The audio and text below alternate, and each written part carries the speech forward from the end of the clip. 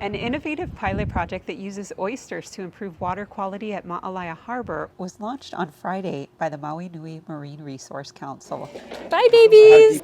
Welcome to Maui! Today we're starting with 518 oysters is the final count. We have the Pacific oyster is the common species that's with us today. It was born and raised in Hilo by Dr. Maria Hawes at the Pacific Aquaculture and Coastal Resources Center. Oysters are used around the world to help improve water clarity and quality, allowing for sunlight penetration, which is important for corals and other animals.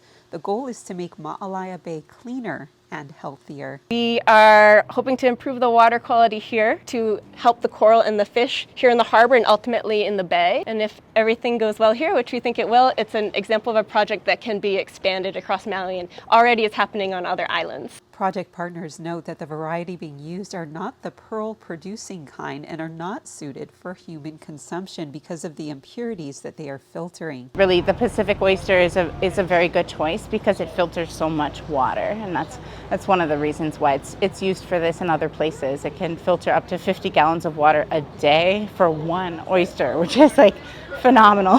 While they're filtering, they can suck in the sediment, and then they're like, well, I don't really want to eat the sediment, so they produce a pseudo feces, like a little pellet that they expel.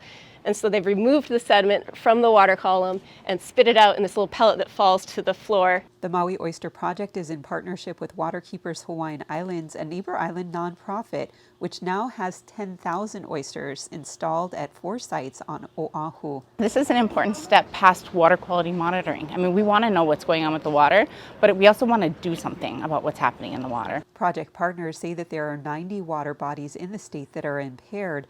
Ma'alaia was selected because of its unique challenges relating to wildfires and sediment.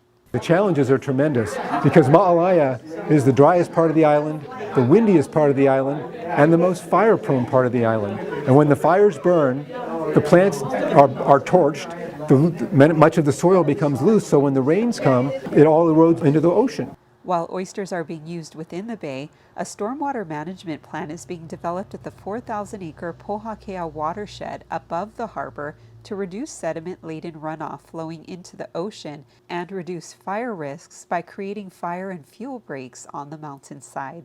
You know, the oysters will help with the problems that are here now, but let's try and limit the problems from even starting. So that's why we're looking Mauka as well. If the pilot project goes well, in about a month we'll know if these guys survive and can live, and then we'll begin growing out the next batch of babies that could be added towards the end of the year. Staff will be pulling up the cages every 2 weeks to monitor the oysters and clean their cages.